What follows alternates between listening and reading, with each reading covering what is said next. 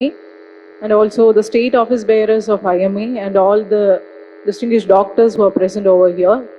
In the forefront, I would like to wish a very warm wishes for the International Women's Day to all beautiful and powerful women who are sitting over here.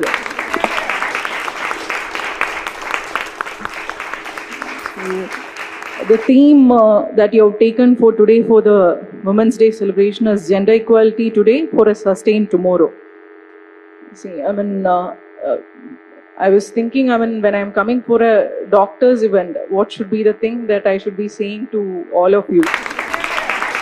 For anybody, in the course of the time that I've been over here, I've experienced a very heartwarming as well as very heartbreaking experience from the medical fraternity.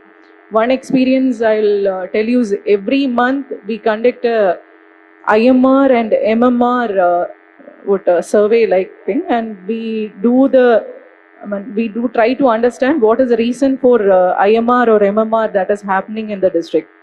So it's very heartbreaking experience and a traumatic experience at the end of the day when I conduct an MMR audit, because once I am returning from that audit, many doctors, whoever is sitting over there also, they'll also have their eyes full of tears. All of us who will be sitting over there will be having an eyes full of tears, because many days we end up seeing the cases where husbands are coming with kids who are just 3 months or 4 months old and standing there and asking me, even after some 5-6 months of the death of their spouse, "Madam, still I don't know what is the reason for which my wife passed away. Was there anything I could have done to bring out that, change of that event? Should I have kept, if I had done anything, could I have kept her alive?" That's one question, which arises at every MMR audit which I do in the collectorate. And not just that, prolonged effect of that we see in the field. As an effect of that, we see that the kids are becoming parentless. Especially in Namakkal, I am seeing those kids becoming dropout from the schools, or those kids ending up as child marriages and further issues also in their life. It's a cyclic event which you see.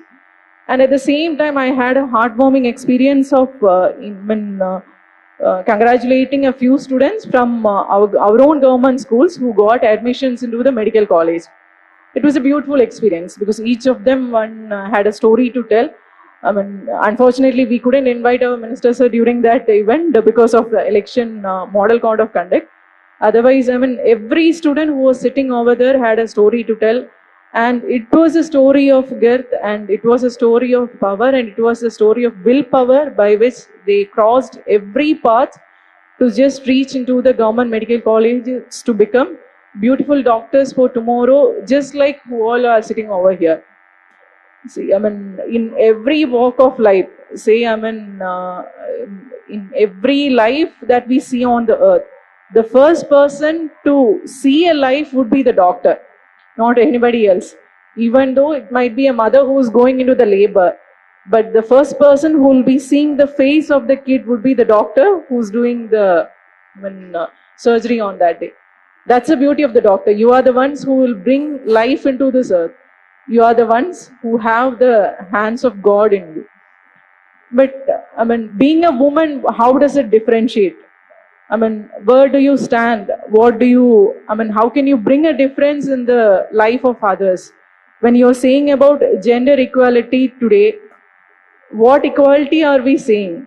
In the equality kaga stand pananungra nenikirom. What equality? Or is it an equality of humanism? Or is it an equality where you see men walking in par with women in every walk of life? That's the question. You are not asking women to walk on par with men. You should be asking men to walk on par with women in every walks of life. There was an era, or 10 years back, 20 years back, family, you will have your parents or your mother or your grandmother who would have pitched very far-flung battles itself to have a choice in her life, to have a choice of school to study, to have a choice of college education to be done, to have a choice of marriage to be done, to have a choice of profession. all these things was really tough nearly 20 years back. But today we are in a situation where every woman gets a beauty to choose what they want. You're choosing your professions, you're able to choose your life partner, you're able to choose what you want to do with your life.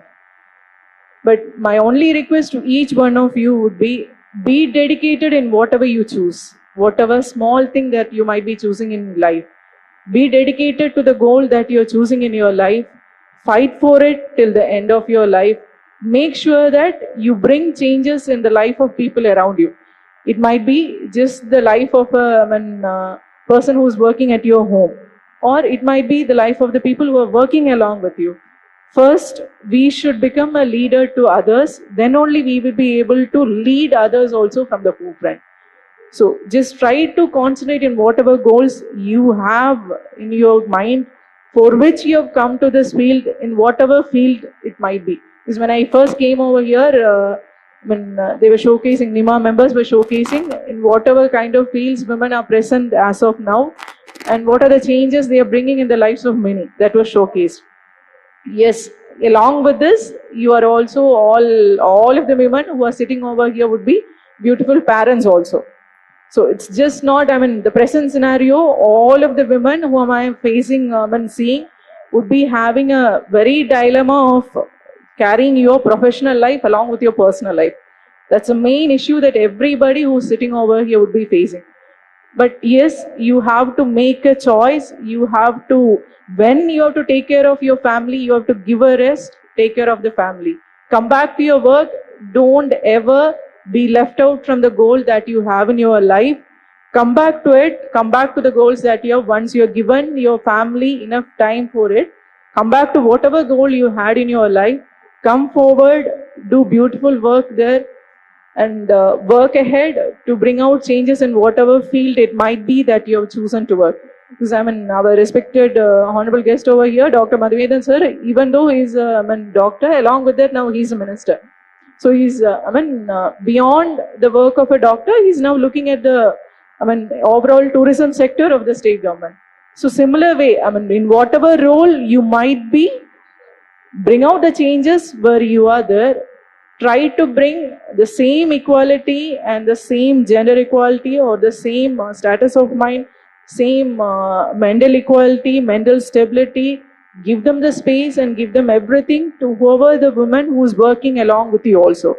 So whenever you are bringing a change in your own life, let us take a promise today that I'll ensure that whoever I am meeting on every step of the life, wherever I am, I'll make sure that I'll find a safe haven in whatever way possible for that women whoever I'm meeting on the path of life.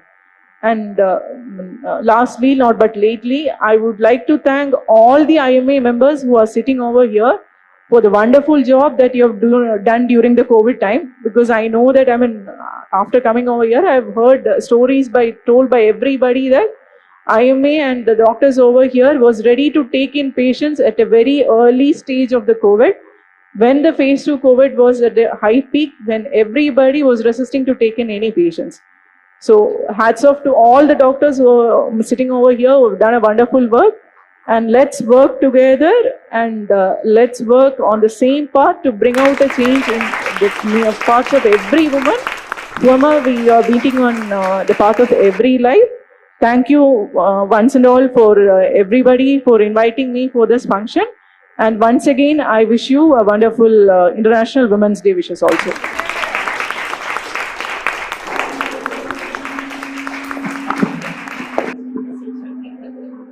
Thank you, ma'am. Thank you for your kind words towards doctor.